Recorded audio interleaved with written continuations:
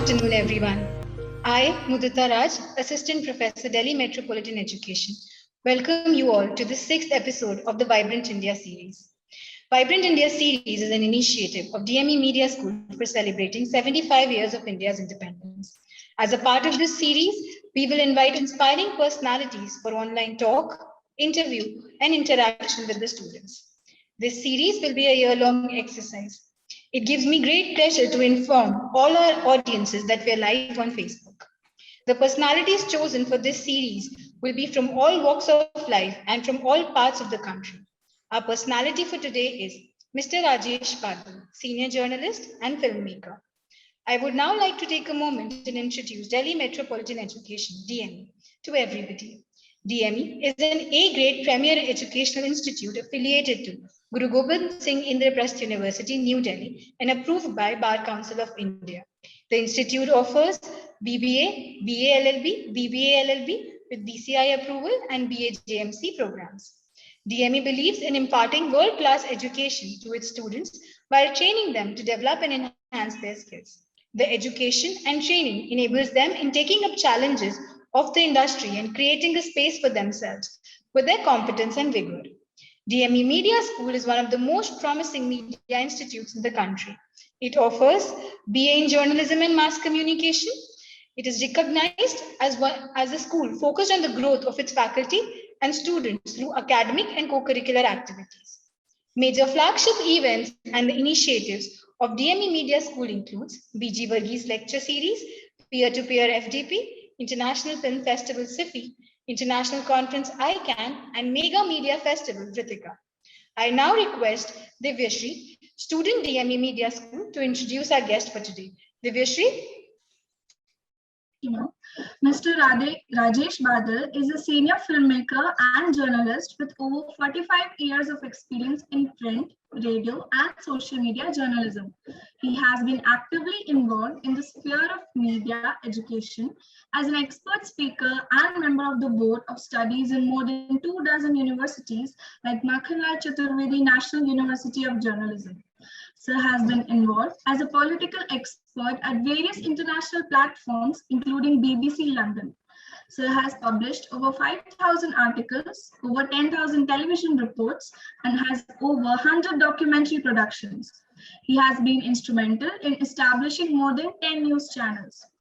Sir is the proud recipient of Mahatma Gandhi International Award, Adib International Award, Makhanlal Chaturvedi Journalism Award, National Rajendra Mathur Award, Shaheed Veer Narayan Singh Saman, Madhya Pradesh Ratna Award, amongst others. Thank you, Divyashri. Now let's have some glimpses from the life of our guest today.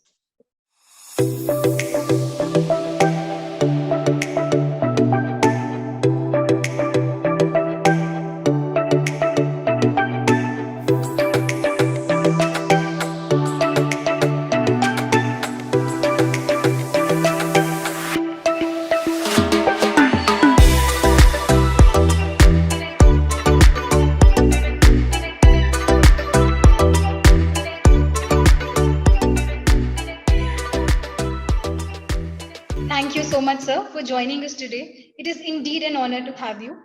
Now I request Dr. Susmita Bala, Head DME Media School, to please welcome our guest. Ma'am, over to you. Thank you, Mudita. Welcome everybody in this 6th episode of Vibrant India series. We launched this digital program on August 9 on the anniversary of Quit India movement. Vibrant India series is a tribute to all those people who made supreme sacrifices for the independence of our motherland. India will be completing 75 years of independence next year. We have started celebration this year only. This program has been launched as a part of these celebrations. In the first episode of Vibrant India series, our guest was Brigadier P.K. Saxena, who served the country as a soldier, protecting the country on its borders. In the second episode, environment activist Madam Bhavreen Kandari, and in the third episode, Professor Ujjwal Chaudhary, senior media educator, In a fourth episode, Dr. Nakul Parashar, Director of Vigyan Prasar, was our guest. And in fifth episode, Dr. Monisha Behel, a social activist from the Northeast, enlightened us. In the making of this country, we all play our roles as a doctor, engineer, educator, as human rights activist, environment activist, social activist, science communicator, journalist, filmmakers, writers, and broadcasters. So, today in this episode of Vibrant India series, we have invited Mr. Rajesh Badal, a celebrated journalist, writer, filmmaker, and broadcaster, to talk with us. Rajesh ji ने देश के जाने पहचाने महत्वपूर्ण शख्सियत पर बहुत खूबसूरत फिल्में बनाई हैं. I welcome you, Rajesh sir, in this program. Thank you to all. Thank you, ma'am. I now request Dr. Amrish Saxena, Dean DME Media School and creator and ideator of this Vibrant India series, to address the gathering and take the program forward. Sir? Thank you, Mudita. So it is indeed a matter of pleasure that we have such a celebrated personality with us today. And as we conceive this whole program, as Mudita already told everybody, the whole idea came that since we are completing 75 years of independence next year, and officially the celebrations have started 1 year ahead. And if you look into the work that Badalji has done, which Professor Susmita has also pointed out, he has made documentaries on almost everybody whosoever would have done something good for the society, for this country.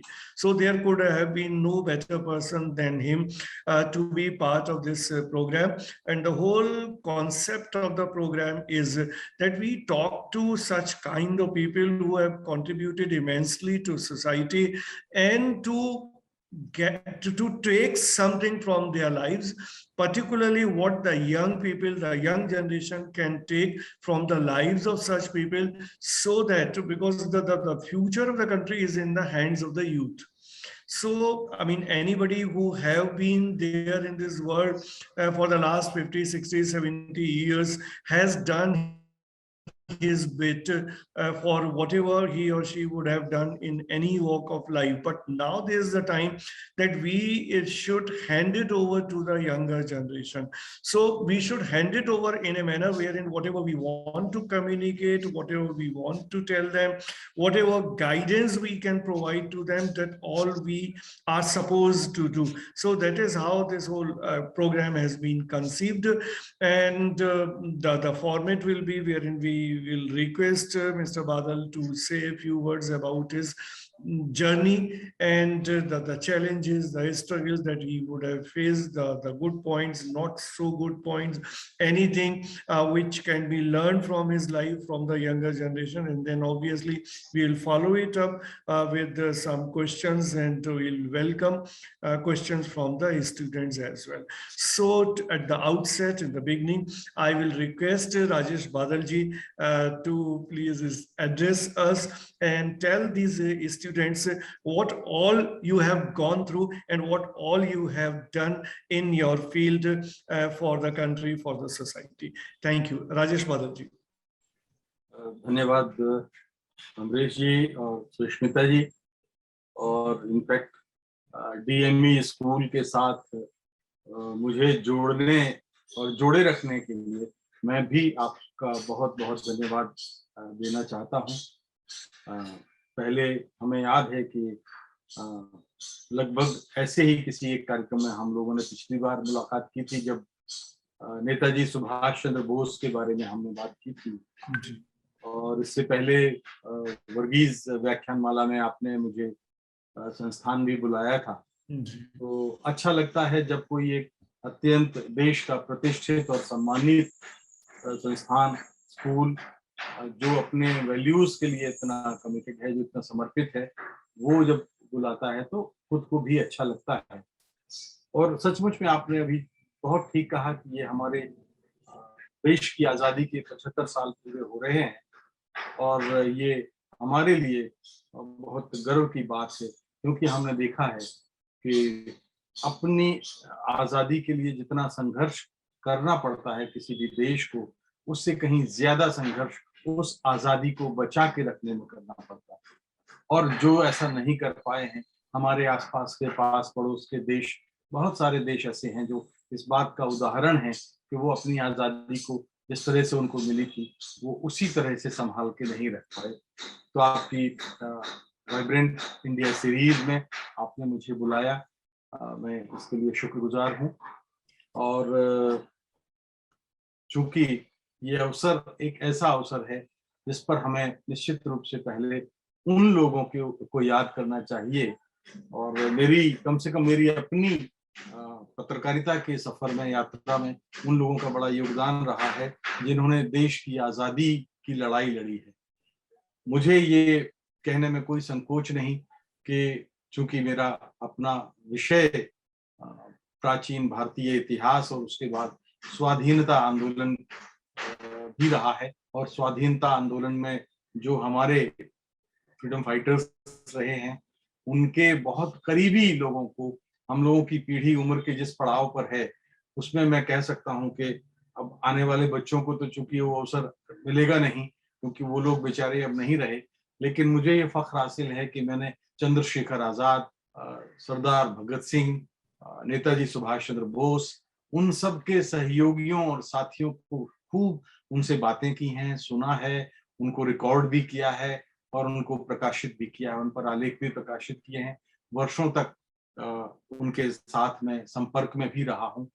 तो कुछ के नाम में अगर लेना चाहूँ तो जो भगत सिंह के साथियों में जो सैंडर्स कांड हुआ था, काकोरी केस में चंद्रशेखर आजाद के जो साथियों में सदाशिव मलकापुरकर जो कई साल जेल में रहे, भगवान दास माहौर, कर्नल ढिल्लन जो नेताजी सुभाष चंद्र बोस के साथी थे, अरुणा आसफ अली हैं, उषा मेहता हैं जिन्होंने 42 के आंदोलन में खुफिया रेडियो चला करके अंग्रेजों को परेशान कर दिया था, और मुंबई से ये रेडियो चला था और 4 महीने तक इसका प्रसारण चला था, और अंग्रेज हुकूमत पता नहीं लगा पाई थी कि ये कैसे, कहाँ से ये संचालित हो रहा है।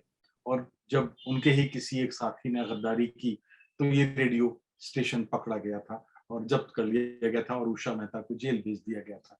तो मुझे कहने का मतलब ये है कि ऐसे अनेक हमारे नायकों को, गुमनाम लोगों से मिलने का भी अवसर मिला जिन्होंने अपनी कुर्बानियां दी हैं, और इन्होंने मेरी पत्रकारिता के सफर को यकीनन मजबूत किया है।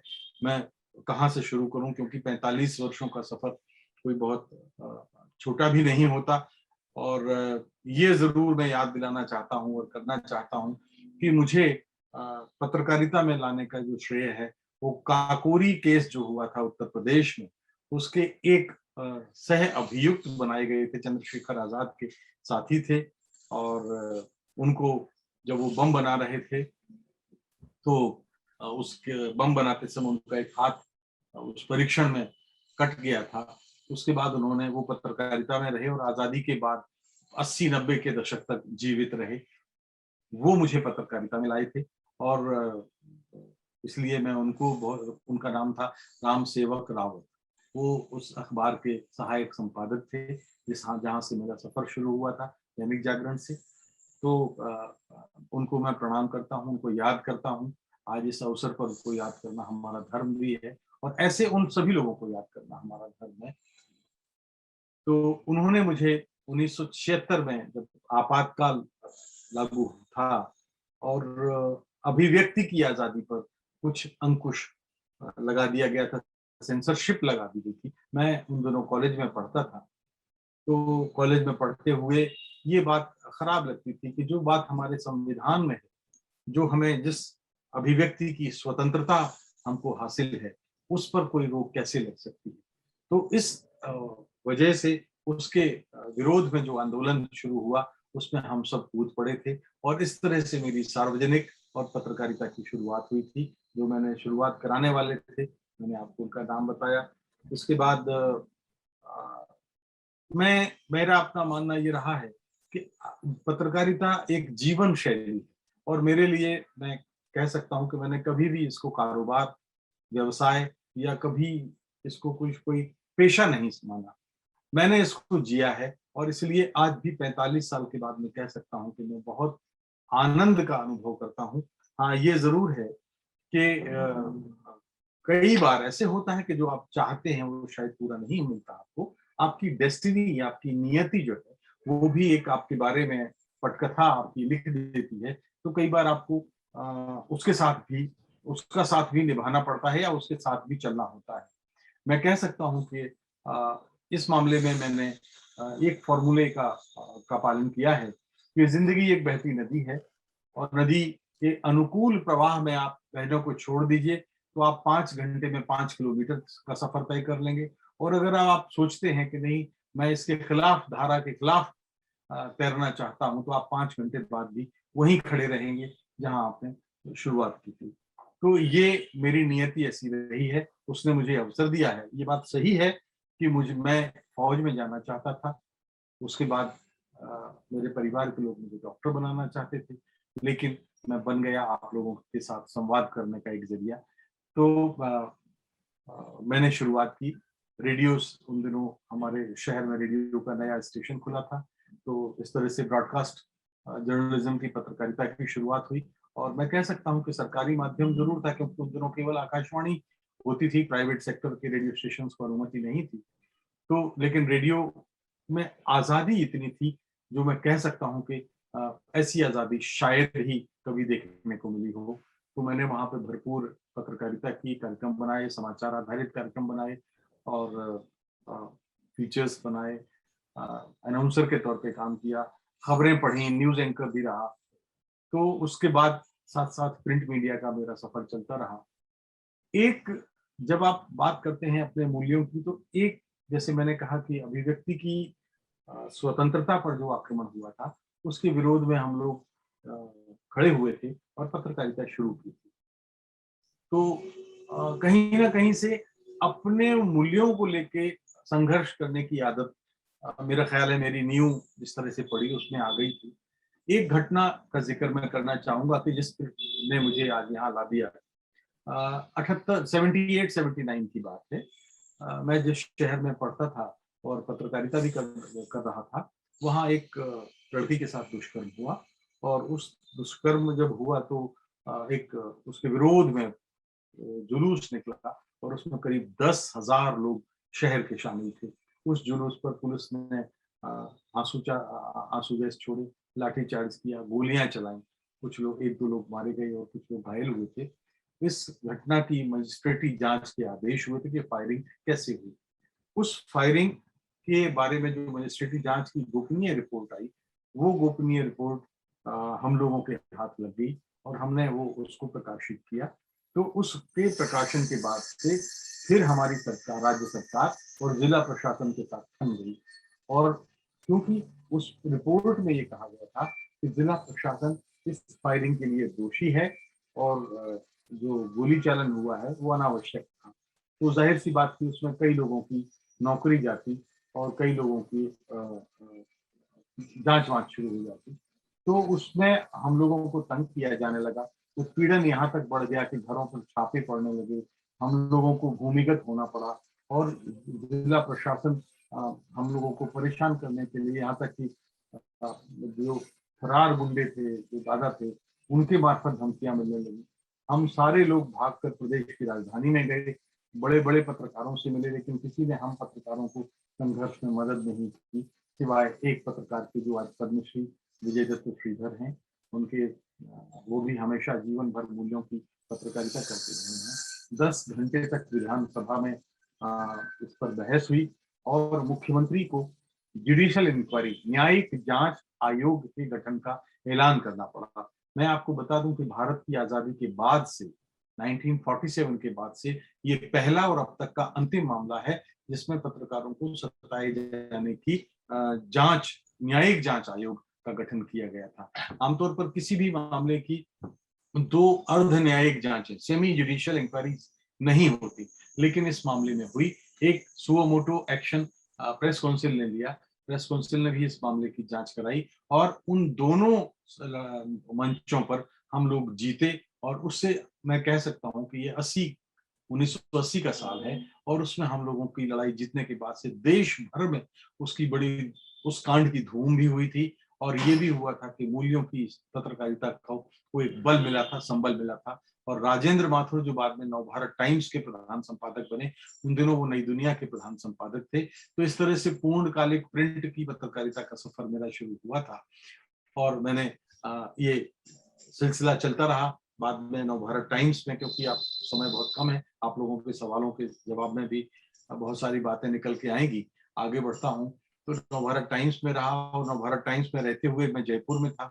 तो उस समय टेलीविजन के साथ मेरा रिश्ता बना, करीब करीब 33-34 साल पहले की बात है, 87-88, आप मान लीजिए 33 साल, 33 बरस हो गए। तो उनके साथ ये रिश्ता बना, और रिश्ता ऐसे बना कि फिर मुझे देश की पहली टेलीविजन न्यूज मैगजीन में, देश की पहली रीजनल न्यूज मैगजीन में, देश के पहले चैनल में, देश के पहले प्राइवेट सेक्टर की डेली न्यूज मैगजीन में, देश के पहले टेलीविजन ट्रेवलॉग में, सब में मुझे ये काम करने का, मुझे मेरी नियति ने, जो मैंने अभी जिक्र किया, मुझे अवसर दिया। और दूसरा मामला जब हुआ था, इसी दिनों जब मैं एंटर कर रहा था, तो मैं आपको एक बताऊं कि एक कांड हुआ था, आप लोग तो नहीं शायद याद होगा, लेकिन शंकर गुहा नियोगी एक देश भर में मशहूर नाम था, मजदूरों का, श्रमिक नेता के तौर पर बहुत प्रतिष्ठित नाम था। और वो, मैं जब उस अखबार में समाचार संपादक था, तब ये मामला हुआ और उनकी हत्या कर दी गई। हत्या कर दी गई, तो फिर उसके बाद हम लोगों ने, मैंने एक रिपोर्ट छापी जिसमें सारे दस्तावेजों के साथ में ये साबित किया गया था कि उनकी हत्या के पीछे किस तरह के पूंजीपतियों का उसमें हाथ था। राज्यपाल को भी हम लोग मिले। तो उसमें दुर्भाग्यजनक ये हुआ कि जब वो छपी, और बाद में फिर वो, जो जिनकी ओर मैंने इशारा किया था रिपोर्ट में, वो दोषी भी पाए गए, लेकिन मेरे अखबार के संपादक और संचालन मंडल ने कुछ उनके साथ, आरोपियों के साथ समझौता किया, और मैंने फिर 8 अक्टूबर 1991 को सुबह 9:20 पर अपना इस्तीफा दे दिया। लेकिन मैं झुका नहीं, मुझे कहा गया था कि अपनी इस खबर के लिए माफी मांग लीजिए। तो दूसरा कांड ये हुआ था, जिसके बाद इस पर सारा बहुत बड़ा आंदोलन हुआ था, फिर कभी जब होगा तो बताऊंगा। इस मामले को भी प्रेस काउंसिल में हम ले गए, और प्रेस काउंसिल के चेयरमैन ने इस मामले में मेरे साथ खड़े रहे हुए। तो दूसरा मामला ये हुआ। तीसरा, मैं आपको बताता हूँ, जब टेलीविजन में आ गया था, देश का पहला चैनल था, आज तक चैनल था, और पहले चैनल के साथ में पहले दिन से सुरेंद्र प्रताप सिंह उसके हमारे संपादक थे, उनके साथ में लगातार 10 वर्ष तक मैं रहा। और बाद में जब मैंने आज तक छोड़ा, तब मैं उस चैनल का संपादक था। इसके बाद मैं अमेरिका चला गया और वहाँ काफी समय तक रहा, कुछ नए चैनल भी लगाए। लेकिन इसी क्रम में तीसरी घटना का मैं जिक्र करना चाहता हूँ, जो इम्पोर्टेंट है, कि एक, उस समय आपने बहुत, इन दिनों भी सुन रहे हैं, और उस समय भी जो पुराने लोग हैं जानते हैं कि पेड न्यूज का बड़ा सिलसिला हुआ था, और पत्रकारों की बदनामी हुई थी, बहुत हमारी साख को धक्का लगा था। मैं उन दिनों, ये करीब 11-12 साल पहले की बात है, मैं एक चैनल का ग्रुप एडिटर था, और मेरे अधीन करीब करीब 8 चैनल थे, और 1,500-2 हजार लोग काम करते थे उनमें। मैनेजमेंट ने ये दबाव डाला कि पत्रकारों को भी पैसे की उगाही करना चाहिए, और ये हमारे कॉन्ट्रैक्ट में तो था नहीं, और हमने कभी इस तरह का सीखा भी नहीं था। तो इसका हम लोग लगातार विरोध किया, पत्रकारों ने विरोध किया, संपादकीय विभाग ने विरोध किया, और उनका मुखिया होने के नाते मैंने विरोध किया। उस समय मैं आपको बता दूं कि आज भी वो तनख्वाह बहुत चौंकाती है, लेकिन उस समय उस ग्रुप एडिटर के नाते मेरी तनख्वाह करीब करीब 5 लाख रुपए प्रति माह थी। लेकिन मैंने ये सोचने में और छोड़ने में 1 मिनट नहीं लगाया कि जिस संस्थान में पेड न्यूज की अगर का सिलसिला शुरू होगा, वहां तो फिर उस संस्थान का भविष्य तय नहीं है, और ये अच्छी पत्रकारिता का कोई उदाहरण भी नहीं है, और मैंने तुरंत उसको छोड़ दिया। तो कई लोग ये कहते हैं कि इस तरह के साहस से नुकसान भी होता है, मगर मैं कहता हूं कि मुझे इसका कोई नुकसान नहीं हुआ। मुझे हमेशा वो काम मिला जिसमें मैंने चाहा और जो मेरी मर्जी करा। जैसे कि मैंने कहा कि ये मेरा जीवन शैली है, मेरे लिए ये एक दिल की धड़कन है, कारोबार और पेशा नहीं है। तो मैंने जो चाहा वो पाया। मुझसे मैं कह सकता हूँ कि शायद ही कोई दूसरा पत्रकार इतना प्रसन्न होगा कि जो इतना मतलब अपने पेशे के साथ न्याय कर पाया हो और संतुष्ट रहा हो। राज्यसभा टेलीविजन, जो भारत की संसद का दूसरा टेलीविजन था, उसका संस्थापक संपादक था, उसका एग्जीक्यूटिव डायरेक्टर बना बाद में, और मैंने उसमें जिस तरह के प्रयोग पूरी समूची पत्रकारिता की लाइफ में नहीं कर पाया था, वहां मैंने किए। तो मैं ये कहना चाहता हूं कि एक तरफ रचनात्मक, एक तरफ मूल्यों की राजनीति, मूल्यों की पत्रकारिता और एक संघर्ष की पत्रकारिता, ये मेरे जीवन का हिस्सा रही है। हमने इस देश में करीब करीब 14-15 करोड़ आदिवासी हैं, और किसी चैनल में, किसी अखबार में आदिवासियों पर समर्पित कोई कार्यक्रम और सीरीज नहीं होती। हमने राज्यसभा टेलीविजन में वो सीरीज एक बनाई। हमने बायोपिक का एक नया, एक अजूबा सिलसिला शुरू किया। जो हमारे पूर्वज हैं, स्वतंत्रता संग्राम के सेनानी हैं, जो हमारे लेखक हैं, जो हमारे साहित्यकार हैं, जो कवि हैं, जिनके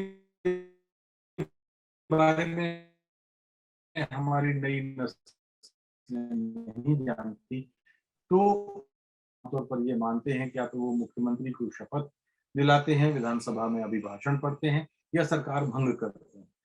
लेकिन राज्यपालों के दायित्व हमारे संविधान में बहुत कुछ है। तो मैंने उस पर भी एक सीरीज बनाई, और ये कहना चाहता हूं कि पत्रकारिता में जितनी भी रचनात्मक विधाएं हो सकती हैं, आज पढ़ने लिखने की आदत हमारी छूट गई है। हम हर हफ्ते एक किताब नाम से एक कार्यक्रम करते थे, जिसमें हफ्ते की एक किताब पर चर्चा करते थे, और मैं आपको बता दूं कि वो इतना लोकप्रिय कार्यक्रम था हमारा कि आज भी लोग उस कार्यक्रम को याद करते हैं। मेरा ख्याल है कि अब इससे ज्यादा मेरा 15 मिनट 17 मिनट हो रहा होगा। अमरीश जी ने कहा था कि बच्चे भी बात करेंगे, तो मैं, क्योंकि ऐसे तो बोलता रहूंगा, बहुत लंबा हो जाएगा, लेकिन मैं बहुत प्रसन्न हूँ। इन दिनों फिल्में बना रहा हूँ, किताबें लिख रहा हूँ, घूमने सैर सपाटे पर जा रहा हूँ, ट्रेवल पत्रकारिता कर रहा हूँ। अभी मैंने धोलावीरा गया था गुजरात के, जिसमें सिंधु घाटी की सभ्यता का जो एक बड़ा तगड़ा अवशेष है, हड़प्पा के बाद का सबसे बड़ा, तो वहाँ भी मैं गया था। और मेरी नियति ने, जैसे मैंने कहा कि आपको, मैं साइंस का ग्रेजुएट हूँ, विज्ञान पत्रकारिता से मैंने शुरुआत की थी। फिजिक्स, केमिस्ट्री, जूलॉजी, बॉटनी मेरे विषय थे। बाद में मैंने लॉ किया, और एंशिएंट इंडियन हिस्ट्री के साथ मेरा, आर्कियोलॉजी और एंशिएंट हिस्ट्री के साथ मेरा ताल्लुक था। तो एक तरह से मुझे सब विधाओं में काम करने का अवसर मिला है। मैं अपनी बात यहीं कहकर समाप्त करना चाहता हूँ। आप लोगों के सवालों का स्वागत है। राजेश जी, जैसा आपने अपनी पूरी यात्रा के वृतांत में बताया कि जैसे करियर की बात है, क्योंकि आज के यंगर जनरेशन के सामने सबसे बड़ी जो चुनौती होती है कि उन्हें भविष्य में, लाइफ में क्या करना है, करियर में क्या करना है, नौकरी में क्या करना है। कुछ चीज़ें तो आपने खुद ही स्पष्ट कर दी कि आप वो फ्लो के साथ बहे और जो होता गया वो करते गए। लेकिन जब एक डिसीजन लेने का सवाल आता है कि आप फौज में जाना चाहते थे, आपके घर वाले आपको डॉक्टर बनाना चाहते थे, तो इसी तरह से हमारे जर्नलिज्म मास कम्युनिकेशन में भी बहुत सारे स्टूडेंट्स ऐसे हैं जो बैचलर्स डिग्री करने आ गए हैं, वो अभी तक भी उन्हें क्लैरिटी नहीं है कि वो अभी इसके बाद क्या करेंगे। उनके बहुत सारे लोगों के घर वाले भी सहमत नहीं थे, फिर भी वो यहाँ आ गए हैं। तो आप क्या कहना चाहेंगे ऐसे ऐसे छात्रों के लिए कि उन्हें किस आधार पर ये फैसला करना चाहिए कि उन्हें किस क्षेत्र में जाना है, या मीडिया के अंदर भी पर्टिकुलरली इतना डाइवर्सिफिकेशन है, अब किस क्षेत्र में जाना चाहिए और किस तरह से अपने डिसीजंस लेने चाहिए? जी, धन्यवाद। आपने बहुत अच्छा इस सवाल किया है अमरीश जी। दरअसल जब मैं ये बोल रहा था कि मेरी नियति ने मुझे फौजी नहीं बनाया, जबकि मैं एनसीसी का एबीसी सर्टिफिकेट सब पास कर चुका था, मेरा चुनाव हो गया था, सिलेक्शन हो गया था, डॉक्टर नहीं बनने दिया मेरी नियति ने, लेकिन मैं पत्रकारिता में। तो मैं ये कहना चाहता हूं कि अगर आप में से, आपके अनेक छात्रों में से कई छात्र ऐसे होंगे जो अभी भी कहीं दुविधा में हो, भ्रम में हो, तो मैं उनको ये बताना चाहता हूं कि उन्होंने विश्व के, संसार के, भारत के ही नहीं, संसार के सबसे अच्छे काम को चुना है, श्रेष्ठतम काम को चुना है, और इसमें कोई भ्रम नहीं होना चाहिए। ये एक ऐसा आनंद का झरना फूटता है इस काम को करने में कि आपको मैं एक ही उदाहरण देता हूँ। देखिए, अगर आप डॉक्टर बनते, मैं उन सारे कार्यों के प्रति पूरा सम्मान रखती हूँ। मैं उन एक डॉक्टर को, एक कलेक्टर को, एक बैंकर को, एक फौजी को, सबको पूरा रिस्पेक्ट कर रहा हूँ, मैं मेरा असम्मानित करना उनका मेरा मकसद नहीं है, लेकिन मैं इस प्रोफेशन का जो आनंद का झरना है मैं उसके बारे में जरूर बताना चाहूंगा कि देखिए, एक कलेक्टर शाम को जाता है, जब रात को बिस्तर पर लेटता है तो उसको पता नहीं होता कि उसने क्या आज दिन भर में हासिल किया। एक डॉक्टर को तो फिर भी थोड़ा सा रहता है कि अगर उसने किसी का जीवन बचाया है तो शायद उसको संतोष रहे कि आज मैंने एक जीवन की रक्षा की। बैंकर है या कोई लोगों को नहीं जानकारी होती, लेकिन मीडिया का एक काम ऐसा है जिसमें आप रोज अपनी अंक सूची, मार्कशीट आप खुद लिखते हैं, आप अपने काम को खुद अंक देते हैं, नंबर देते हैं और अपना मूल्यांकन आप खुद करते हैं। आपको खुद पता लग जाता है कि आप प्रिंट में है, रेडियो में है, टेलीविजन में है, आपने अगर कोई बहुत अच्छा फीचर बना दिया, आधा घंटे का कोई शो बना दिया है रेडियो के लिए, तो आप पाएंगे कि आपको किसी के प्रमाण पत्र की आवश्यकता नहीं है। आप सारे दिन ही नहीं पूरे हफ्ते उछले उछले फिरेंगे और ये पाएंगे कि मैंने कितना अच्छा काम किया है, कितना अच्छा कार्यक्रम बनाया है। टेलीविजन में आप अपने किसी दिन बहुत अच्छी एंकरिंग की, किसी दिन बहुत अच्छा प्रोग्राम बनाया, किसी बहुत अच्छी रिपोर्टिंग की, तो आपको किसी के प्रमाण पत्र की कोई आवश्यकता नहीं है। कोई कहे भी कि आपने खराब काम किया तो भी आप नहीं मानेंगे, क्योंकि आपको खुद अंदर से मजा आ रहा है। और यही बात प्रिंट में है कि आपने कोई बहुत अच्छा संपादकीय लिख दिया, आर्टिकल लिख दिया, रिपोर्टिंग कर दी, तो उस रिपोर्टिंग ने अगर अपना पर्पस सर्व कर दिया, हो गया उससे, तो आप बहुत खुश होंगे। तो मैं ये कहना चाहता हूं कि आ गए हैं जो लोग, अब उनको पीछे मुड़ के नहीं देखना है, आगे जाइए, बहुत सुनहरा भविष्य उनका इंतजार कर रहा है। हमारे जमाने में अमरीश जी, आप जानते हैं कि पत्रकारिता के संस्थान कहाँ होते थे। मैंने आज भले ही 22-23 यूनिवर्सिटीज के साथ संबद्ध हूँ और पाठ्यक्रम निर्धारण समितियों में हूँ, बोर्ड ऑफ स्टडीज में हूँ, लेकिन मैंने कोई मीडिया का पाठ्यक्रम नहीं किया है, क्योंकि हमारे जमाने में था ही नहीं। तो आप लोग इतने भाग्यवान हैं कि आपके पास सुष्मिता जी, अमरीश जी, ऐसे लोग, ऐसे डेडिकेटेड और समर्पित शिक्षक हैं कि जिनके जरिए आप उस दिशा में बढ़ सकते हैं जो आपका अंतिम लक्ष्य होना चाहिए। तो मैं कहना चाहता हूं कि आपको पीछे मुड़ के देखने की जरूरत बिल्कुल नहीं है। जी अमरीश जी। लेकिन राजेश जी, आप पूरे अगर अपने सफर को देखें शुरुआत से लेके अभी तक, तो काफी सारे चेंजेस मीडिया के अंदर आए हैं। अगर हम मीडिया इन जनरल की बात करें या पत्रकारिता इन पर्टिकुलर की बात करें, बहुत सारे चेंजेस लगातार आए हैं। और उसके बारे में आप क्या कहेंगे? क्योंकि अब ये पहले जैसा ना तो समय है, ठीक है समय बदलता है, हम सारे लोग जानते हैं, लेकिन वो बदलाव के कुछ अच्छे पक्ष भी हो सकते हैं, कुछ उतने अच्छे पक्ष नहीं भी हो सकते हैं। तो अगर हम समग्रता में देखें, टोटलिटी में देखें, मीडिया में जो भी चेंजेस आए हैं, तो उन चेंजेस को अगर आप ब्रीफ में इंटरप्रेट कर पाए to the benefit of these young people, so that they have a perspective before joining the media industry. जी, बहुत अच्छी बात है कही आपने। देखिए, परिवर्तन प्रकृति का नियम है, बदलाव के बिना इंसान और समाज रह नहीं सकता, और ये परिवर्तन जो है वक्त के साथ आता है। तो हमारी पत्रकारिता में भी ये परिवर्तन आए हैं। मैं आपको बताऊं कि जब मैंने करियर शुरुआत किया तो मेरे पास जो पहला कार्ड मिला उस पे ये नहीं लिखा था, ये मान सेवी लिखा था, 1 पैसा हमें नहीं मिलता था। उस समय ये लोग नहीं मानते थे कि ये फुल टाइम प्रोफेशन भी हो सकता है। जब यहाँ तक कि 1980 में जब मैंने भारत का उस समय सर्वश्रेष्ठ अखबार माना जाता था, उसमें सह संपादक के तौर पर ज्वाइन किया, और जब मैं अपने शहर जाता था तो लोग पूछते थे कि आप कर क्या रहे हो, तो मैं कहता था कि पत्रकारिता कर रहा हूँ। तो वो पूछते थे पत्रकारिता तो ठीक है, मगर खाने का क्या है। यानी तब तक ये नहीं था। तो 40 वर्षों में बदलाव जो आया है वो बहुत जबरदस्त आया है। हम तकनीक में बदलाव आया है, बाजार का दबाव बढ़ा है, सियासी दबाव बढ़ा है, परिवर्तन आया है, और हमारे, माफ कीजिए थोड़ा सा कड़वी बात कह रहा हूं, हमारे घर परिवारों के भीतर भी उस तरह के संस्कारों में गिरावट आई है, और वो संस्कारित माहौल घरों में भी नहीं मिल रहा है। आज हम लोग पैसे को इतना महत्व देने लगे हैं कि मैंने नहीं देखा कि अब मैं कह सकता हूं कि, देखिए एक ही उदाहरण दूंगा कि मैं अपनी बहन की शादी के लिए एक लड़का देखने गया। तो मैंने जो है जब जिनसे बात की वो आईएएस थे लड़का जो था।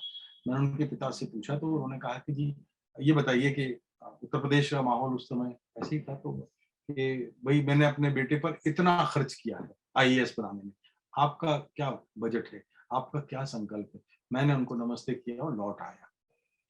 एक दूसरा बहुत कॉमन उदाहरण है कि घर हमारी कई नौकरियां ऐसी हैं जिनमें अतिरिक्त आमदनी होती है। आप जानते हैं पुलिस के बारे में कही जाती है, कई तमाम तरह के टैक्स वाले जो विभाग हैं उनके बारे में कही जाती है, एक्साइज के बारे में। तो घरों में जो वेतन के अलावा, पिता को सैलरी के अलावा जो पैसा आता है, वो इस तरह से हम गर्व से याद करते हैं, बच्चे भी देखते हैं उस चीज को, यानी जो घूस का पैसा आ रहा है उसको बहुत सामान्य ढंग से हम लेने लग जाते हैं, और बच्चे ये समझते हैं कि घूस का पैसा तो एक सामान्य परंपरा है, आना ही चाहिए। और तभी जब हमारा टिकट रेलवे में कंफर्म नहीं होता तो हम बर्थ के लिए टीसी के पीछे, अगर वेटिंग 1 और वोट 2 रह जाए तो हम टीसी के पीछे भागते हैं कि आपको हम 100, 200, 500 देंगे, जो आपको लेना हो ले लीजिए, मगर बर्थ दे दीजिए। तो ये जो बेईमानी हमारे समाज के अंदर भी घुली है। गुरुदत्त ने एक बात कही थी, गुरुदत्त की एक फिल्म में साहिर लुधियानवी ने, कि हम गमज़दा हैं, लाएं कहां से खुशी के गीत, देंगे वही जो पाएंगे जिंदगी से हम। तो मैंने जैसे कहा कि मीडिया में अब बदलाव आया है। हमारे 2000 में इस देश में पहला चैनल आता है स्वदेशी जमीन से प्रक्षेपित होने वाला, और 2005 आते आते पूरी चैनल इंडस्ट्री खड़ी हो जाती है। जब चैनल इंडस्ट्री खड़ी हो जाती है तो मैं बहुत ही जिम्मेदारी से कह रहा हूं कि 2005 तक भी हमारे देश में इतने टेलीविजन प्रोफेशनल नहीं थे जितने चैनलों की आवश्यकता थी।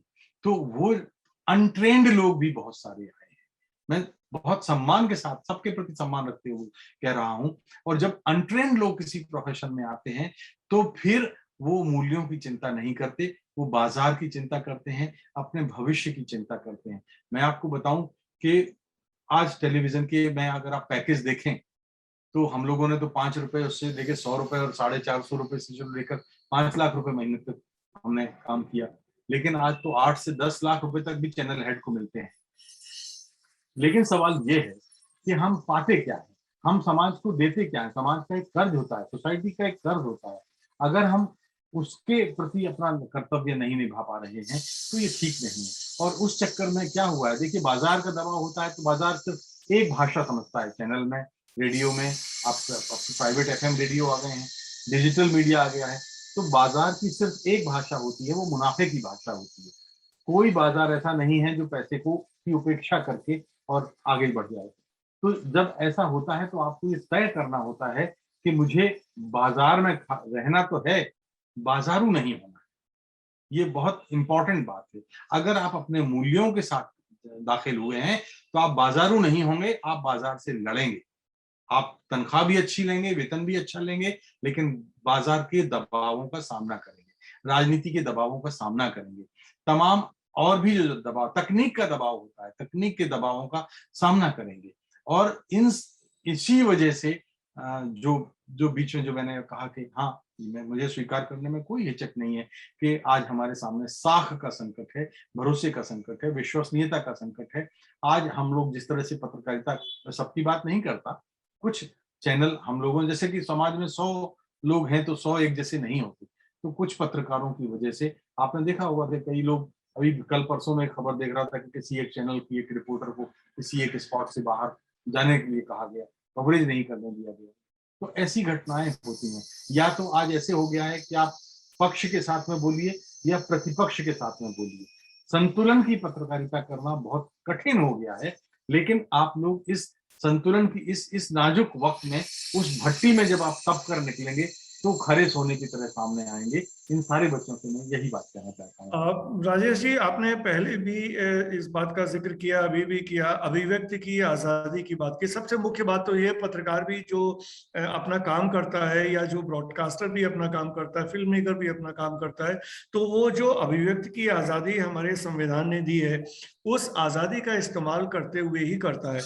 अगर उस आजादी को पर किसी भी तरह के अंकुश हैं या उसको रोकने की कोशिश की जा रही है, उसके प्रहार हैं, तो यंग लोगों के सामने एक ये बड़ी चुनौती है कि अपना जो freedom of speech and expression है उसको कैसे बचा के रखें और कैसे वो कहें जो वो कहना चाहते हैं। इसके लिए क्या आप कोई टिप्स देना चाहेंगे इन विद्यार्थियों को? देखिए, अभिव्यक्ति की जो स्वतंत्रता है वो पत्रकारिता के पेशे में कोई पत्रकारों को कोई अलग से विशेष अधिकार के तहत नहीं है। जो संविधान में भारत के हर नागरिक को जो आजादी मिली है वही आजादी हमें मिली है, और जब हम वो कर्तव्य करते हैं तो हमें उसको निभाने से कोई रोक नहीं सकता। मैं बहुत ये भरोसे से कह सकता हूं कि देखिए, हरदम किसी भी क्षेत्र में आप क्या समझते हैं कि किसी डॉक्टर को कभी कोई प्रतिकूल परिस्थितियों का सामना नहीं करना पड़ता? क्या किसी कलेक्टर को प्रतिकूल परिस्थितियों का सामना नहीं करना पड़ता? क्या अन्य प्रोफेशन, जो दूसरे प्रोफेशन है, उनमें क्या कभी खराब दिन नहीं आते? एक संक्रमण काल है, गुजर जाएगा। और दूसरी बात ये ध्यान रखिए कि जब आप पत्रकारिता के सार्वजनिक पेशे में आएंगे तो कोई सरकार ये नहीं चाहती कि उसकी कमजोरियों को उजागर किया जाए। कोई मंत्री ये नहीं चाहता कि उसकी विफलताओं को, नाकामियों को उजागर किया जाए। और मीडिया में अगर वो आ गया तो फिर तो अपने लोगों के बीच में उसकी स्थिति बड़ी खराब हो जाती है। तो ऐसी सूरतों में वो क्या करता है कि पत्रकारों को खुश करने की कोशिश करता है। पहले वो प्रलोभन देता है, लालच देता है। अगर आप उस लालच में आ गए तो उसकी बात बन जाती है, और अगर आप लालच में नहीं आए तब फिर वो दबाव, धमकाना और डराना और मसल पावर, तो ये सब इस पत्रकारिता के काम के, पवित्र काम के एक अनिवार्य तत्व हैं जो इनका सामना हमें करना पड़ेगा। लेकिन हमें झुकना नहीं है, क्योंकि अगर हम झुक गए एक बार तो फिर तो उनका पर्पस सर्व हो गया ना। जो हमें झुकाना चाहते हैं, जो अपनी तारीफ कराना चाहते हैं, जो आपकी अभिव्यक्ति की आजादी पर अंकुश लगाना चाहते हैं, अगर उनको हमने पूरी छूट दे दी तो फिर हमने समझिए कि हमने अपना समर्पण कर दिया। तो हमें समर्पण नहीं करना है। ये राजेश जी, एक जो इम्पोर्टेंट डेवलपमेंट है जो पहले नहीं था, आपके ने जब शुरू किया तब नहीं था, जब से इंटरनेट का एडवेंट हुआ है और खासतौर से जब से ये सोशल मीडिया आ गया है, सोशल मीडिया को आप किस नजरिए से देखते हैं? कितना महत्वपूर्ण है वो आज की पूरी पत्रकारिता के संदर्भ में? और क्या किसी के लिए, यंग लोगों के लिए ऐसा भी संभव है? क्योंकि हमारे बहुत सारे स्टूडेंट्स जो हैं वो अपने आप ही अपना कंटेंट जनरेशन करते हैं, उनके पास प्लेटफॉर्म है एक्सप्रेशन के, उन प्लेटफॉर्म्स के थ्रू, चाहे वो ट्विटर हो, चाहे इवन फेसबुक जैसा प्लेटफॉर्म हो, जो लिखते हैं लोगों तक पहुंच जाते हैं, या अपने प्रोग्राम बनाते हैं तो यूट्यूब के जरिए लोगों तक पहुंच जाते हैं। तो ये जो सोशल मीडिया के इस्तेमाल का जरिया अब उपलब्ध है, उसको आप कितना महत्वपूर्ण मानते हैं? अगर आप इसको इन कंपैरिजन टू जो मेन स्ट्रीम मीडिया है उसकी लाइट में, और किस तरह से यंग लोग उसको इस्तेमाल करें या क्या सावधानियां रखें, इस नजरिए से आप बताना चाहें तो क्या आप इस बारे में कहेंगे? देखिए, आपके सवाल के दो भाग हैं। पहला भाग तो ये है कि सोशल मीडिया जिस तरह से उसका विस्तार हुआ है, मैं दो बातें, थोड़ा सा इस प्रश्न का उत्तर मैं कुछ समय लूंगा जी। दो बातें हैं। पहली बात तो ये है कि 25 बरस हमारे इस देश में सोशल मीडिया, डिजिटल प्लेटफॉर्म के जितने भी अवतार हैं, आप ट्विटर कह लीजिए, इंस्टाग्राम कह लीजिए, फेसबुक कह लीजिए, यूट्यूब कह लीजिए, लिंक्डइन कह लीजिए, जो भी हैं सब हैं। तो हमारा जो हिंदुस्तान है अमरीश जी, ये सदियों से ये प्रतिष्ठित है, पूरे विश्व में मान लिया गया है कि हिंदुस्तान की जो सोसाइटी है बहुत धीमी गति से बदलने वाली सोसाइटी है, आसानी से नहीं बदलती है। और हम लोग आपस में रिश्तों के मार्फत, परंपराओं के मार्फत, अपने शादी ब्याह के संस्कारों के मार्फत, आपने देखा होगा कि हमारे बचपन में मुंडन होता है, जन्म के ऊपर के समय पे धूमधाम होती है, रिश्तेदार जुटते हैं, नयनचार होता है, फिर शादी, उपनयन संस्कार होता है, मुंडन होता है, शादी होती है। तो दूर दूर से लड़की के पक्ष, वर पक्ष के, कन्या पक्ष के सारे रिश्तेदार होते हैं। तो ये इनके बगैर कोई शादी संपन्न हो नहीं पाती। कहने का अर्थ यह है कि हमारे रिश्तेदार, हमारे संबंधी जन इतने होते हैं। आप देखिए, जो निमंत्रण भी होते हैं शादी के वक्त, जो दावतें होती हैं वो अलग अलग तरीके से, अलग अलग व्यवहार की दावतें होती हैं। तो हमारे समाज को तो वास्तव में हम पहले से ही जुड़े हुए थे, ये कोई जरूरत थी नहीं। थोड़ा सा हो सकता है बच्चों को अटपटा लगेगा, बट आई कैन एक्सप्लेन। ये बेटा, ये जहां हम लोग 25 साल पहले आए थे, लेकिन तब भी हम 20-25 साल लेट थे, देर से थे। तो पश्चिम के देशों में, यूरोप के देशों में 40-50 वर्ष पहले परिवार एक इकाई में बट गया। आज वहां आप देखते हैं कि कई देशों में 17-18 साल का बेटा होता है, वो अलग हो जाता है। तो जब वहां बढ़ जाता है, और हम लोग बचपन से पढ़ते हैं कि man is a social animal, मनुष्य एक सामाजिक प्राणी, बिना समाज के समूह के मनुष्य रह नहीं सकता।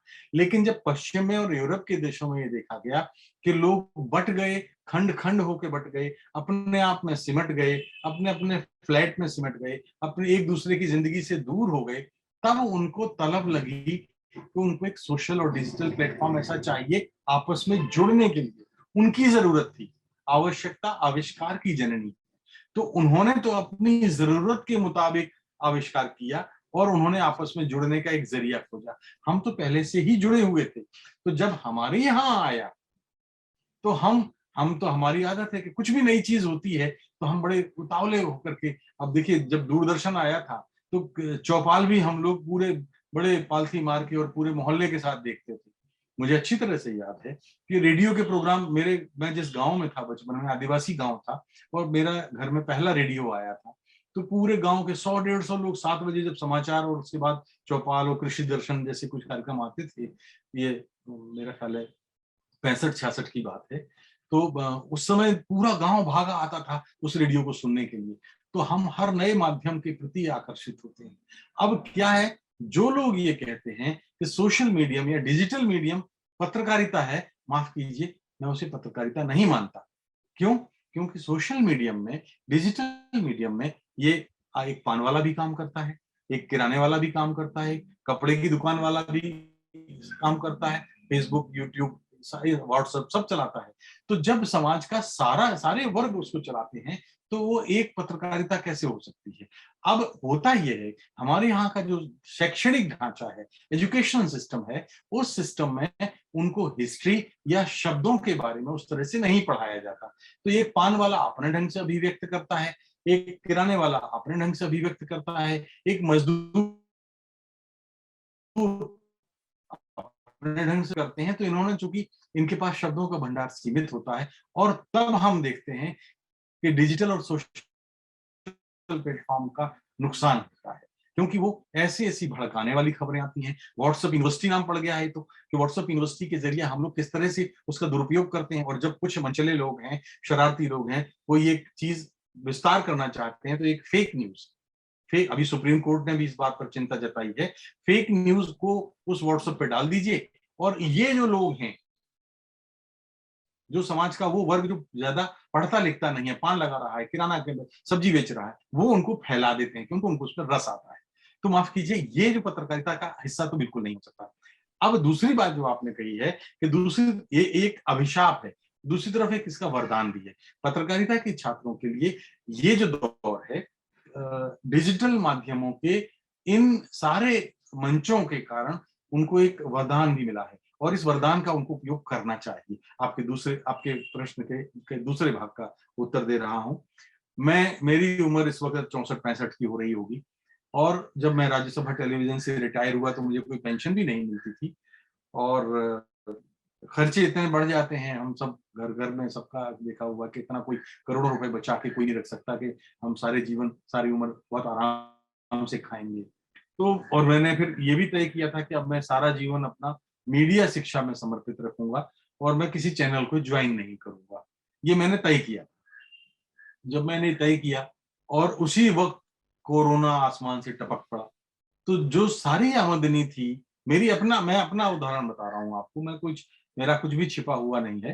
तो जो मैं दिल्ली में राज्यसभा टेलीविजन छोड़ने के बाद फ्रीलांसिंग से 3-4 लाख रुपए महीने कमा रहा था, अचानक कोरोना ने उस पर बहुत बड़ी मार की। फिर मैंने अपना यूट्यूब का कुछ सिलसिला शुरू किया, कुछ और गुर सीखे, और मैं ये कह सकता हूं कि अब जब मेरी स्थिति है उसमें एक बड़ा योगदान यूट्यूब का भी है। तो मैं 65 साल की उम्र में सीख सकता हूं। ये मैं आपको बताना चाहता हूं कि अगर मैं 50,000 से 1 लाख रुपए अगर महीने यूट्यूब से कमा रहा हूं, तो आप लोगों के लिए करियर शुरू करने के लिए इससे अच्छा तो प्लेटफॉर्म कोई दूसरा हो नहीं सकता। गूगल पे भी बहुत सारी आर्थिक योजनाएं हैं, यूट्यूब पे बहुत सारी आर्थिक योजनाएं हैं, और भी कई प्लेटफॉर्म ऐसे हैं जहां पर आप कमाई कर सकते हैं। अब सवाल ये है, आपके मन में बात आएगी कि आप करें कि क्या, कैसे करें, इस पे कौन सी चीज है जो आप YouTube पे डालें और आपके काम आए, या कौन सी चीज ऐसी है जो इन डिजिटल प्लेटफॉर्म पे डालें और आपको वो उसके बदले में धन दे कि अगर आपको नौकरी नहीं मिलती है चैनलों में तो आप कम से कम अपने पैरों पर खड़े रहें, और तब तक खड़े रहें जब तक कि आप अपने मूल्यों पर समर्पित, आपको चैनल ऐसा अवसर ना दे कि आप अपने मूल्यों के साथ सरोकारों वाली पत्रकारिता ना करें।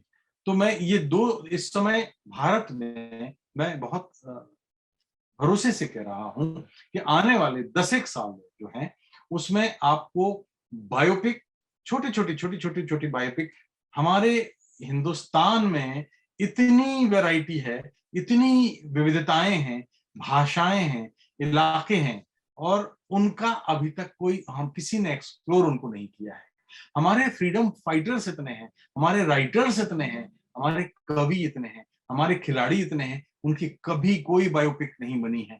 तो मैं आपको एक उदाहरण ये भी देता हूं कि देखिए, हम अपने न्यूज चैनल्स को आए दिन गालियां देते हैं, मैं भी देता हूं, ऐसी बात नहीं है, मैं भी देता हूं, भरोसा नहीं है हमें उन चैनलों की जो खबरें आती हैं, लेकिन डिस्कवरी चैनल है, विदेशी चैनल है, हम उसको बुरा नहीं बोलते। एनिमल प्लेनेट है, विदेशी चैनल है, हम उसको बुरा नहीं बोलते। नेशनल जियोग्राफिक है, विदेशी चैनल है, हम उसको बुरा नहीं बोलते। हिस्ट्री चैनल है, विदेशी चैनल है, हम उसको बुरा नहीं बोलते।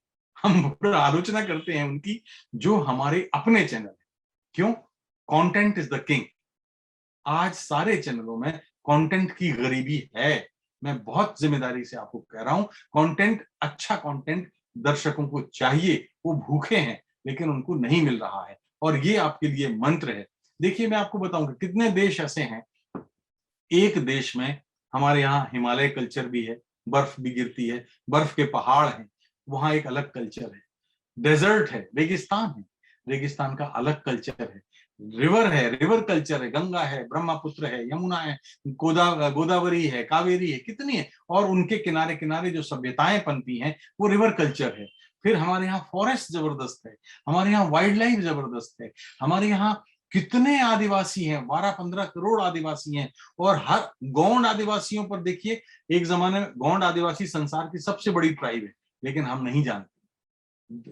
2-2.5 करोड़ लोग आज भी हैं जो एक जमाने में भारत से ऑस्ट्रेलिया बता रहा हूं आपको, जमीनी तौर पर जुड़ा हुआ था, और कुछ जमीनी उथल पुथल की वजह से अलग हो गया। ये गोंड आदिवासियों का एक गोंडवाना लैंड वहां पे भी है, ऑस्ट्रेलिया में भी है, लेकिन इन सब चीजों पे कोई भी डॉक्यूमेंटेशन, अच्छे शोज, बायोपिक नहीं बनाई जाती। कि आज हम सरदार भगत सिंह को जानते हैं, नेताजी को जानते हैं, चंद्रशेखर आजाद को जानते हैं, सुखदेव को जानते हैं, राजगुरु को जानते हैं, लेकिन मैं खुद, मेरा यह विषय है, 25,000 से ज्यादा गुमनाम शहीद ऐसे हैं जिनके बारे में ये देश नहीं जानता, और जिन्होंने ऐसी कुर्बानियां दी हैं कि आप दंग रह जाएंगे। करतार सिंह सरावा के बारे में आप जानते हैं? करतार सिंह सरावा 17 साल की उम्र में फांसी चढ़ गया था, और विदेशों में गदर पार्टी के जरिए काम करने के बाद यहाँ उसको पकड़ा गया था। और करतार सिंह सराभा वो शख्स था जिसकी तस्वीर सरदार भगत सिंह जेब में रखते थे और जलियांवाला बाग की मिट्टी जेब में रखते थे, और वो उनका प्रेरणा पुरुष था सरदार भगत सिंह का। आप पढ़ेंगे तो पता लगेगा कि करतार सिंह सराभा के बारे में हम नहीं जानते, और ऐसे ऐसे एक नहीं, अनगिनत हमारे शहीद हैं। जब उसको फांसी हुई तो पूरे देश ने किन शब्दों में उसको कहा था? करतार सिंह सरावा के साथ पिंगले और एक और जगत, 3 लोग थे, तो उन्होंने कहा था, फख्र है भारत को ऐ करतार तू जाता है आज। जिस दिन फांसी हो रही थी, फख्र है भारत को ऐ करतार तू जाता है आज, जगत और पिंगले को भी साथ ले जाता है आज, हम तुम्हारे मिशन को पूरा करेंगे संगियो, कसम हर हिंदी तुम्हारे खून की खाता है आज। तो ऐसे ऐसे किरदार हैं, आप खोजिए और 5-5 मिनट की छोटी डॉक्यूमेंट्री की बायोपिक इन विषयों पे बनाइए। प्रकृति है, जंगल है, झरने हैं, कहानी है, स्वाधीनता संग्राम है, किरदार हैं, फिल्म इंडस्ट्री, भारत की फिल्म इंडस्ट्री तो संसार की सबसे बड़ी फिल्म इंडस्ट्री है। और इसमें देखिए, आप ढूंढ लीजिए हिंदी में कहीं दादा साहब फाल्के पर आपको 5 मिनट का कोई कैप्सूल मिल जाए तो नहीं मिलता। पृथ्वीराज कपूर पर हिंदी में उनकी कोई बायोपिक मिल जाए तो नहीं मिलती। मोहम्मद रफी पर आप ढूंढ लीजिए, नहीं मिलेगी बायोपिक आपको। लता मंगेशकर तक की बायोपिक नहीं है। लता मंगेशकर के इंटरव्यू आपको मिल जाएंगे। लता मंगेशकर, हम जिसको देवी की तरह मानते हैं, उसका अपना जीवन संघर्ष क्या था कोई नहीं जानता। मुंशी प्रेमचंद को हम इतना पढ़ते हैं। हम में से कोई आदमी मुंशी प्रेमचंद को पढ़े बिना आगे नहीं बढ़ता, लेकिन कितने लोग जानते हैं कि मुंशी प्रेमचंद का अपना जीवन संघर्ष क्या था। मैं केवल अभी अमरीश जी टोक दीजिए अगर मैं कुछ ज्यादा बोल रहा हूं। नहीं, मैं आपको टोकने ही जा रहा हूँ। आप बच्चों हालांकि उसी विषय पे आ गए जो मैं अंत में आपसे पूछना चाहता था, फिल्मों के बारे में, क्योंकि मुझे पता है कि फिल्मों में आपकी बहुत गहरी पकड़ है और आपने फिल्मों के क्षेत्र में बहुत काम किया है। तो उसी संदर्भ में मैं आपसे पूछना चाहता था, आप खुद ही उस विषय पे आ गए, तो बहुत ही संक्षेप में अगर आप बता सकें कि फिल्म पत्रकारिता का या एंटरटेनमेंट पत्रकारिता का, और उस दृष्टि से जो आप खुद ही उदाहरण दे रहे हैं, कितना स्कोप है यंग लोगों के लिए। मैं आपको बताऊं अमरीश जी की फिल्म इंडस्ट्री में पत्रकारिता का स्कोप, मैं फिल्मों में एक्टिंग की बात नहीं कर रहा, मैं फिल्मी पत्रकारिता की बात कर रहा हूं। ये मुझे स्वीकार करने में कोई हिचक नहीं है कि भारत में जो मीडिया संस्थान है, शिक्षण संस्थान है, उनके जो फिल्म पत्रकारिता वाले कोर्स हैं, पाठ्यक्रम है, अभी उनमें काफी सुधार की गुंजाइश है और होना चाहिए। हमारे बच्चों को अच्छा फिल्म पत्रकार बनाने की दिशा में वो बहुत सार्थक काम नहीं कर रहे हैं। अब सार्थकता तो इसकी भी नहीं है कि देखिए, संसदीय पत्रकारिता हमारे यहाँ नहीं पढ़ाई जाती, खेल पत्रकारिता हमारे यहाँ नहीं पढ़ाई जाती, कृषि पत्रकारिता हमारे यहाँ नहीं पढ़ाई जाती, अंतरिक्ष पत्रकारिता हमारे यहाँ नहीं पढ़ाई जाती, विज्ञान पत्रकारिता हमारे यहाँ नहीं पढ़ाई जाती। तो हर फील्ड में पत्रकारों की आवश्यकता है, लेकिन नहीं पढ़ाया जा रहा है उस तरह से। अपवाद के तौर पे एक एक्सेप्शन इज ऑलवेज देयर, कहीं ना कहीं मिल जाता है। तो फिल्म का स्कोप है, अच्छा रिसर्च करें, मैं आपके साथ हूं। मैं गारंटी से कहता हूं कि आप 5-5 मिनट की प्रोफाइल बनाना और अपलोड करना शुरू कीजिए, लोग टूट पड़ेंगे। आप मुकेश के बारे में आप देखिए, रिसर्च करिए, आप किशोर कुमार के बारे में रिसर्च करिए, आप लता मंगेशकर के बारे में, दिलीप कुमार के बारे में, मोतीलाल के बारे में, शमशाद बेगम, कितने लोग हैं। पास्ट हमेशा आपके भविष्य की नींव रखता है, तो फिल्मों में आपके लिए भविष्य छिपा है, आप केवल उसको पहचानने की कोशिश करिए। मैं हमेशा आपके साथ हूं जी। सो राजेश जी, अंत में कुछ सवाल हैं स्टूडेंट्स के, तो मैं चाहूंगा जिन भी students, those who want to ask the questions, please ask the questions. Sir, there are some questions. I just invite the students. Akshita. Sir, our first question is, what are the some habits that can help us in developing our journalistic skills? बेटे, ये भी बहुत अच्छा सवाल है। Journalistic skill को आपको मजबूत करना है, स्ट्रॉन्ग करना है, तो सबसे पहली जरूरत दो मंत्र है। पहला मंत्र यह है कि खूब पढ़िए। आजकल पढ़ना बंद हो गया है, और जब आप अभिव्यक्ति की, एक्सप्रेशन के काम में हैं, तो आप एक्सप्रेस कैसे करते हैं? शब्दों के जरिए करते हैं। आप अपनी जबान से जो बोलते हैं या कलम से जो लिखते हैं, उसके जरिए अपने आप को एक्सप्रेस करते हैं। लेकिन if you have no words, आपके पास कोई शब्दों का बैंक नहीं है, आपकी पढ़ाई लिखाई कमजोर है, तो आप you can't be a good journalist. Number 1। Number 2 is कि आपको आपका ऑब्जर्वेशन, सेंस ऑफ ऑब्जर्वेशन बहुत तगड़ा रखिए। ऑब्जर्वेशन में देखता हूं कि आजकल पत्रकारों में नहीं है। जितना अच्छा आपका ऑब्जर्वेशन होगा, आप कितने अच्छे पत्रकार, जर्नलिस्ट के तौर पे आप will be a successful and good journalist. Thank you, sir. Akshita, I think that answers your question. Our next question is from Munna. Sir, आपने बताया था कि आपने एक रिपोर्ट पब्लिश करी थी, उसके बाद से आपको तंग किया जाने लगा था प्रशासन के द्वारा। तो आज की वातावरण में बात करी जाए इस चीज की, तो कुछ ये ज्यादा ही है, हद से ज्यादा, ना कि परेशान, मार भी दिया जाता है। 2020 में एक जर्नलिस्ट राकेश सिंह, उत्तर प्रदेश की डिस्ट्रिक्ट है कोई, वहां पे उनको मार दिया गया था। और अभी हाल फिलहाल में एनडीटीवी को हाथवे से, जो केबल है हाथवे, उसके वहां से पॉपुलर, उससे हटा दिया गया है। और आपने एक बात और कही थी कि हमें करना है, वो तुम्हारा काम है, कि सरकार चाहती है, कि राज्य चाहते हैं कि हमारी नाकामयाबी पब्लिक के सामने प्रकाशित ना हो, इसलिए हमें वो परेशान करती है। लेकिन आज के वातावरण में बात करी जाए तो कुछ जर्नलिस्ट उनकी कामयाबी करने की जगह बल्कि उन्हीं के उसमें बोल रहे हैं फेवर में, बल्कि वो कुछ करने की जगह उन्हीं के फेवर में बोल रहे हैं ना। और जो आजकल देखा जा रहा है, जो इस तरीके से सांप्रदायिक या कुछ भी कह लो, तो हो रहा है, तो वो कुछ ज्यादा ही देखा जा रहा है, न्यूज चैनलों के माध्यम से फैलाया समझ गया, ठीक है, समझ गया आपकी बात। देखो, जिंदगी में अगर सब कुछ आपको फेवरेबल मिलता रहे, सब कुछ आपको अनुकूल मिलता रहे, आपको एकदम हाईवे, नेशनल हाईवे मिलता रहे, तो आप एक गाड़ी ड्राइव करने में आपकी कौन सी शाबाशी? आप अपनी गाड़ी को 100 की स्पीड से ले जा सकते हैं, 150 की स्पीड से ले जा सकते हैं, 80 की स्पीड से ले जा सकते हैं।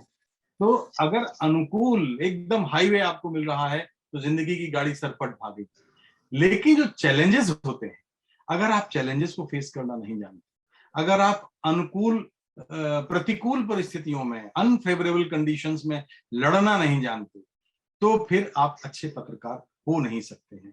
मैंने आपको कहा था, अभी अपनी शुरुआत में ये बात कही थी कि कोई सरकार ऐसी नहीं है जो अपनी आलोचना पसंद करती हो, कोई नेता ऐसा नहीं होता जो अपनी बुराई सुनना पसंद करता हो, कोई अफसर ऐसा नहीं है जो अपना भ्रष्टाचार का उजागर होना पसंद करता हो, कोई उद्योगपति ऐसा नहीं है जो नंबर 2 के तरीके अख्तियार करता है उनको पसंद करता हो। तो जब आप उनके इन कमजोरियों पर हाथ डालेंगे, उनको उजागर करेंगे, तो आपको दिक्कतें आएंगी।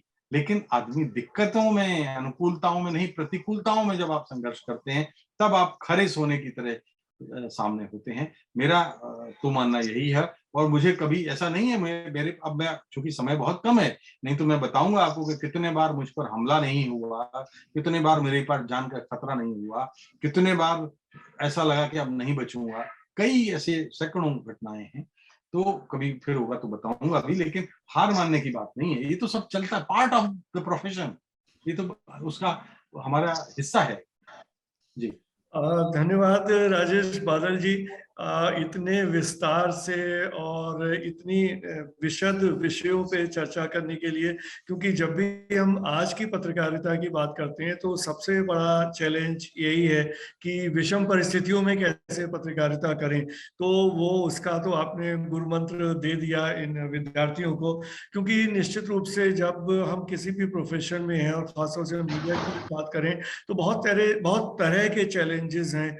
स्किल की, जैसे अक्षिता ने सवाल उठाया, मतलब क्या हमें चाहिए, तो वो हमें अपने को उसके लिए तैयार भी करना है, उतनी पढ़ाई लिखाई भी करनी है, और उसके अलावा जिस तरह से जो समाज को चाहिए वो कंटेंट भी उन तक पहुंचाना है, जो लार्जर इंटरेस्ट में उन लोगों के इंटरेस्ट को भी वॉच करना है, और जो चैलेंजेस हैं उनसे भी हमें फाइट करना है, और उनके बीच में से अपना रास्ता निकाल के हम जो अच्छा काम कर सकते हैं वो हमें करना है। तो मेरे ख्याल में इससे और बेहतर कुछ नहीं हो सकता था छात्रों के लिए। जो आपने जिस तरह का जो निर्देशन दिया और जिस तरह की जो उनको गाइडेंस दी, वो सबके मुझे लगता है काफी काम आएगी अगर वो उस बात को समझ पाए और ठीक ढंग से अपने जीवन में अमल में ला पाए।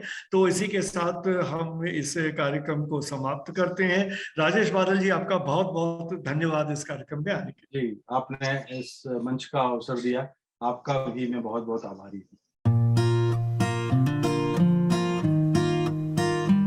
The first impression that comes to our mind about any college: tall buildings, big classrooms, large lobby areas, thick books, IT labs, assignments, class tests and projects, nothing besides that. Every hour, minute, second spent here help us carving and shaping our persona, cultivating innovative mindsets for the challenging world. Learning is a lifelong process. Sharing knowledge, inculcating values of life, spark the innovative horizons of mind.